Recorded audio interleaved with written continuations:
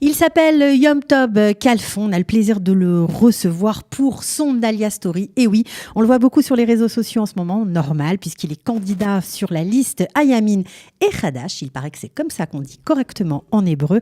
On est ravis de l'accueillir. C'est son Alia Story et c'est maintenant. Ils ont relevé le défi de l'Alia. Alia Story, c'est vous, c'est nous.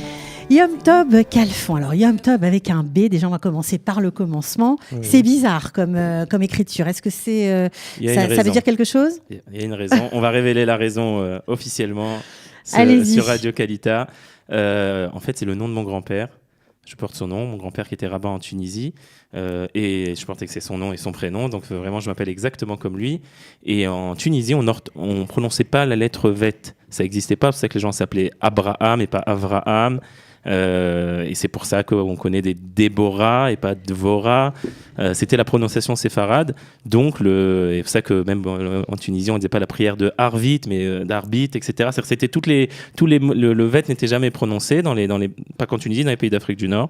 Et donc, mon grand-père écrivait son nom, donc Yom Tov, et je suis, on va dire, à ce niveau-là, fidèle évidemment à l'orthographe de mon grand-père. Voilà, alors ce petit détail en dit long sur votre personnalité, parce que la fidélité, ça vous connaît.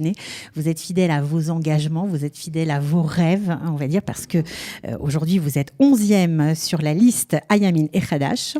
Voilà. Alors non pas Hadash, je ne fais pas de faute, c'est Hadash. Oui, en hébreu, c'est une règle de grammaire en hébreu, devant le chet, le he, il ne devient pas Hadash, mais Hadash. Donc en lice pour c'est une faute que les Israéliens font aussi. Voilà. Ouais. Alors en lice pour la prochaine Knesset, on vous souhaite bonne chance. On a pris, on va dire, le train en marche pour vous raconter un peu votre vie, pour mieux vous connaître, parce que si on vote pour vous, on veut savoir bien sûr, et c'est bien normal, qui vous êtes, d'où vous venez, quel est votre parcours.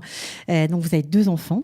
Oui. 32 ans, on l'a dit, et vous êtes avocat dans un très gros cabinet, un des 3e, je crois, du pays. Le 3e plus grand du pays, oui, Goldfarb Seligman. Voilà, un les salue, un grand cabinet de 250 avocats, etc. Qu'est-ce que vous faites Alors, je suis spécialisé dans le contentieux commercial, c'est-à-dire que je plaide dans des conflits entre des sociétés, essentiellement des grandes sociétés, des conflits entre les partenaires des sociétés, ça peut arriver, une société contre une autre, des ruptures de contrat. Alors, des grosses sociétés genre Google, Teva, des gens comme ça ? Ça fait partie de nos clients, Google, Teva, Supersal, les grands groupes, les grands consortiums israéliens, Klal, Bitoar, les choses de ce genre, oui. Ok, donc ça c'est la partie immergée, on va dire, ce que vous faites au quotidien. C'est-à-dire que là, puisque vous êtes en campagne, vous avez pris un congé sans solde pour vous consacrer aux élections. Exactement. Mais avant de parler de tout ça, on voudrait savoir comment vous avez grandi et surtout pourquoi vous êtes monté en Israël tout seul à l'âge de 18 ans. J'ai grandi dans une famille sioniste, une sioniste religieuse, avec ses valeurs d'amour de la terre d'Israël, d'amour de la Torah d'Israël, d'amour du peuple d'Israël. J'étais dans mon enfance dans les mouvements de jeunesse, notamment au Bnei Akiva, qui m'a beaucoup apporté.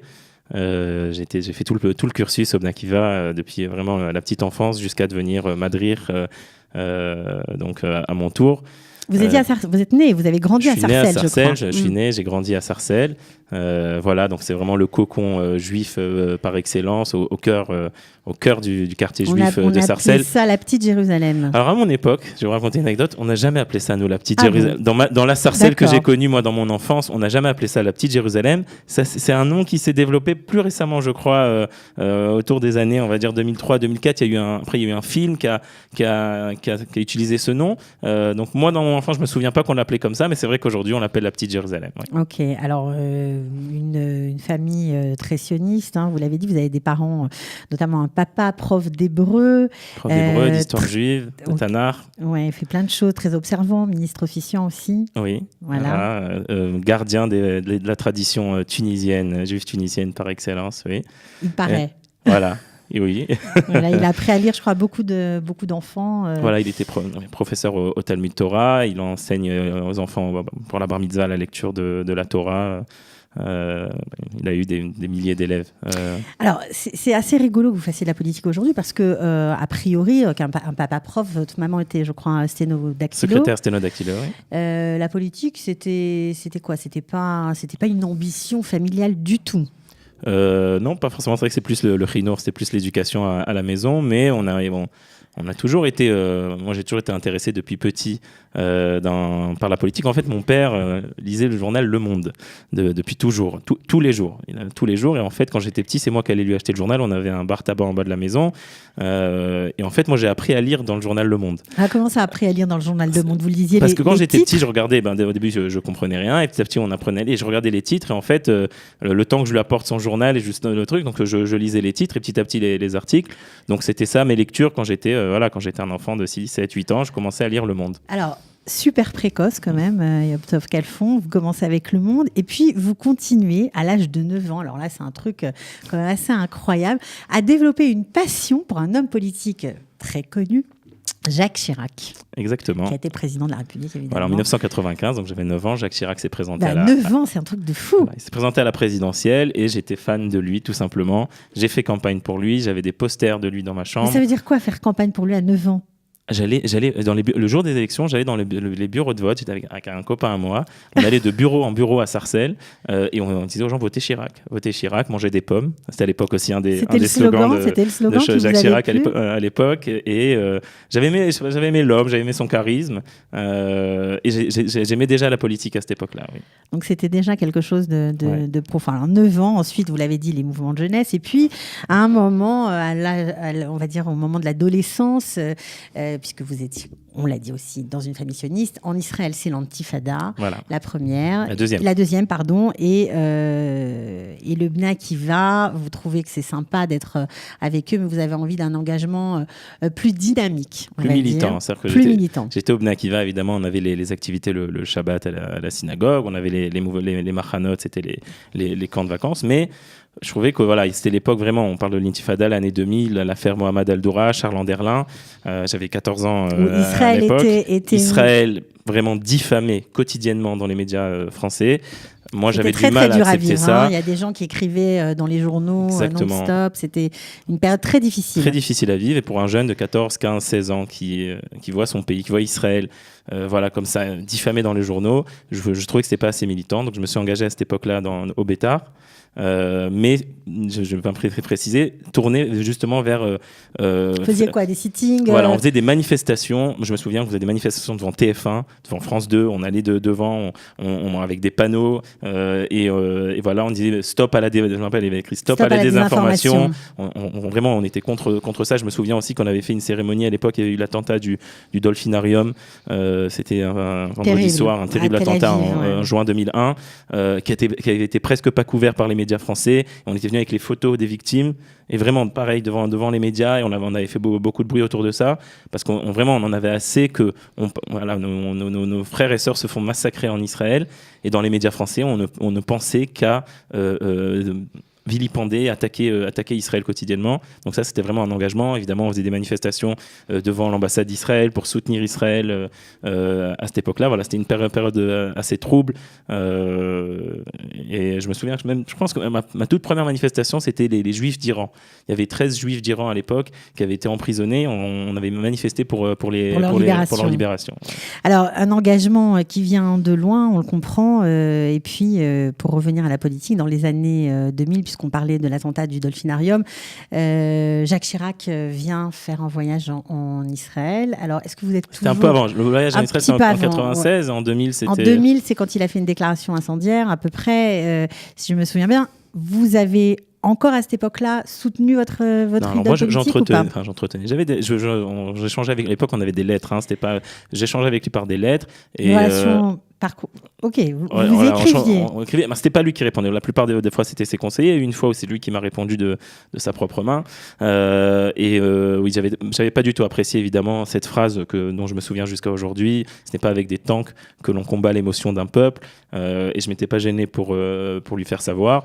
Et c'est vrai que c'était une déception pour moi parce que c'était quand même un président très proche de la communauté juive. C'est le premier président à avoir reconnu la responsabilité de la France, de l'État français dans la Shoah. à l'époque de Vichy. Donc c'était quand même un homme qui était proche de la communauté juive. Évidemment, sa position qui est en fait... Ça vous a profondément déçu, en fait. Oui, mais c'est en fait la position traditionnelle, malheureusement, du Quai d'Orsay, depuis l'époque de Gaulle. Une position clairement, il faut dire les choses comme elles sont, pro-arabe. Et j'espère, j'ai encore l'espoir que cette position se rééquilibre. Déjà, qu'il y ait un rééquilibrage. Je pense que les derniers événements géopolitiques de ces dernières années, on peut avoir l'espoir que au Quai d'Orsay et en Europe de manière générale, les choses, j'espère, sont en train de changer. Alors, vous montez en Israël en 2004. Finalement, voilà, c'est comme un aboutissement. Après mon bac. Ça paraissait logique, vous n'imaginiez pas autre chose. Imaginez pas autre chose. Évidemment, j'ai toujours une hésitation. Je me souviens que quand j'étais en terminale, on a toujours cette hésitation, et ça, c'est peut-être important pour les jeunes qui nous écoutent. Il y avait à l'époque, on pouvait s'inscrire au concours de Sciences Po. C'était une des choses c'était un de mes rêves de rentrer à Sciences Po Paris et faire peut-être même par la suite l'ENA, etc. C'était la carrière. Politique, bien sûr. Et j'ai eu une longue hésitation. Est-ce que je m'inscris au concours, est-ce que je m'inscris pas, etc. Et parce que après je me suis dit si je suis pris. Et parce que c'est très dur d'être pris, etc. Alors, je ferai jamais mon alia. Et heureusement que le côté sioniste l'a emporté sur le côté, j'ai envie de dire, carrière, sur le côté rêve politique. Et vous êtes pourtant la preuve qu'on peut rêver et faire carrière en Israël. C'est exactement ce que vous avez fait. Vous n'avez pas fait Sciences Po, mais vous avez fait. J'ai fait Sciences Po en fin de compte en Israël. Oui, en Israël, vous n'avez pas fait Sciences Po Paris, on va dire, mais voilà, vous avez fait Sciences Po ici et vous avez fait aussi du droit. Et c'est très difficile d'être accepté. Mais je vais même raconter une anecdote. À cette époque-là, j'étais en terminale. J'étais venu en vacances en Israël et j'ai une cousine à moi qui est une tsabarite, qui est née en Israël. Et elle m'a dit, qu'est-ce que tu veux faire plus tard ? Je lui dis, j'aimerais bien faire mon alia et être avocat en Israël. Et elle me regarde comme ça, elle me dit, mais tu y arriveras. Elle me dit, je veux pas te faire de peine, tu n'y arriveras jamais. L'hébreu, c'est pas ta langue natale. Et c'est ma cousine, hein, c'est quelqu'un qui m'aime bien, qui est bienveillante. Elle me dit, pense à autre chose. Et ça, c'est aussi, je pense, un message important pour les futurs Olim, pour les personnes qui nous écoutent, qui hésitent à faire leur alia. N'écoutez pas forcément ce qu'on vous dit. Faut s'accrocher. C'est faisable. Il faut beaucoup de volonté. Il faut travailler. Il faut être bosseur. Mais c'est tout à fait possible. C'est tout à fait possible. Et Dafka, Israël, c'est un pays où tout est possible. Je pense que c'est des gens, ils doivent le comprendre. C'est différent de la France à ce niveau-là. En Israël, c'est un pays où, pas pour rien qu'on parle de la chutzpah israélienne, c'est un pays où il n'y a pas de barrière, il n'y a pas de limite. Il n'y a pas de hiérarchie. Voilà, si tu veux, vas-y, lance-toi, tu vas y arriver. On récompense la volonté, l'envie. Exactement. L'envie est bienvenue ici, c'est vrai. Ouais. Alors justement, vous avez continué vos études, vous avez été diplômé de la faculté de Bar-Ilan, vous avez suivi ensuite un 3e cycle à l'université Ivrite, comme on dit. Voilà. En Sciences Po, pour le coup. En Sciences Po et communication politique, ouais. Donc, vous continuez votre petit rêve, votre petit bonhomme de chemin. Vous ne savez pas où vous allez aller encore, mais Je voulais être... Évidemment, je fais des études de droit pour être avocat, oui. Évidemment, et j'ai fait mais la politique, c'était là. C'était là, un moment ou un autre.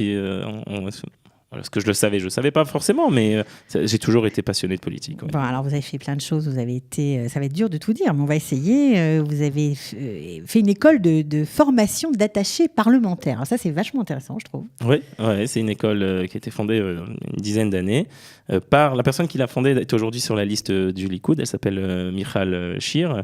Elle est censée être députée à la prochaine Knesset. Et elle s'est inspirée d'ailleurs pour créer cette école de Sciences Po Paris et de l'ENA. Elle a fait le tour elle est partie en Europe, elle a vu qu'en Israël, ça manquait. Il n'y avait pas une vraie formation, il n'y avait pas une école pour former les métiers de la politique, pour former aux métiers de la politique. Donc, c'est pas que attaché parlementaire, on forme aussi les porte-paroles, on forme tout un tas de métiers qui sont liés à la politique. Et moi, j'ai fait cette formation, et c'était très, très sympathique. Qu'est-ce que ça vous a apporté ? Une meilleure connaissance de la société israélienne ? Oui, mais aussi surtout une connaissance technique du monde de la politique israélienne, c'est-à-dire que depuis comment écrire un projet de loi, comment écrire ce qu'on appelle Hatzal et Sederium, une demande il y a tout un tas d'outils qui existent à la Knesset, qui sont entre les mains des députés pour mettre un sujet à la table et pour faire avancer une proposition de loi peut-être. Exactement. Il n'y a pas que les propositions de loi, il y a tout un tas d'autres outils. Il y a les commissions. C'est vraiment la technique. C'est vraiment la technique politicienne, j'ai envie de dire. C'est le métier de la politique. La politique, c'est un métier. Les gens pensent que ça se fait pas n'importe comment. C'est un métier, ça s'apprend. Et c'était très, très sympathique à ce niveau-là. Alors, j'imagine. Donc, c'est vraiment intéressant de savoir que vous ne vous êtes pas inventé. On va bien sûr parler d'Allez-nous, que vous avez monté. On a vu défiler au studio, d'ailleurs, de nombreux candidats que vous avez poussés. Alors, certains sont même surpris de vous voir aujourd'hui carrément sur une liste parce qu'on pensait que vous mettiez beaucoup les autres en avant. On ne savait pas que vous aviez... on n'imaginait pas, mais c'est... À l'époque où je mettais les candidats en avant, on posait la question comment ça se fait que je n'étais pas candidat moi-même au municipal. Je pense que c'est au-delà de ma personne. Ce qu'on a voulu faire à Allez-nous, c'est faire rentrer les francophones en politique. Quand on a fait ce constat, déjà il y a plusieurs années, en 2013, il y avait un seul conseiller municipal francophone dans tout Israël. Aujourd'hui, Baruch Hashem, il y en a au moins 11. En tout cas, 11 dans les villes sur lesquelles on a travaillé. On a peut-être d'autres ailleurs, j'ai pas vérifié. Il y avait quasiment aucun Français en place éligible aux élections municipales de 2013. En 2018, il y avait des villes comme à Jérusalem où on avait des Français en place éligible quasiment dans toutes les listes. Donc vraiment, ça a été vraiment ça a été une vraie révolution et c'était ça le but. Et Baruch Hashem, les gens commencent à travailler d'ores et déjà. Je reçois des mises à jour vraiment assez souvent dans telle et telle ville. Là encore, j'ai appris qu'un de nos candidats à Tel Aviv, Michael Ben Soussan, qui n'a pas été élu mais qui a reçu quand même un poste à la commission de l'intégration, où il sera à côté de l'élu et c'est lui qui va aider, etc., à aider les francophones. C'est-à-dire même ceux qui n'ont pas été élus rentrent dans tout le système en fait, de la mairie, des commissions.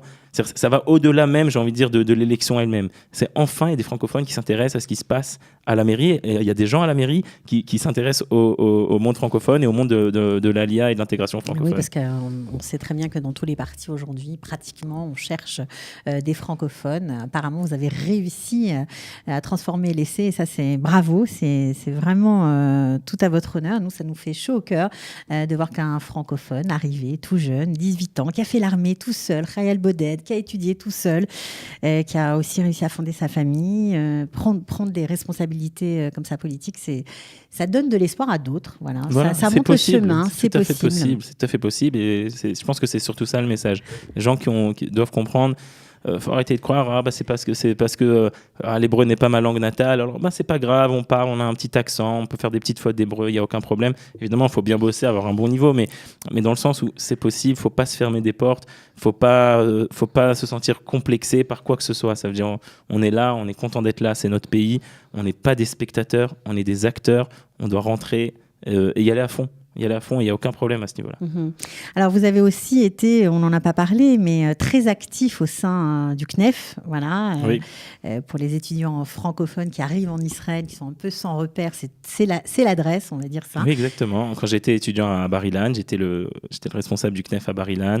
Une période très, très agréable. Peut-être vraiment toute cette période de mes études à Bar-Ilan, on faisait des choses extraordinaires avec les étudiants, des soirées étudiantes, des Shabbatot. Je pense que c'est très, très important et on en a, je pense, toute notre bande de copains de Bar-Ilan, on a d'excellents souvenirs de cette période.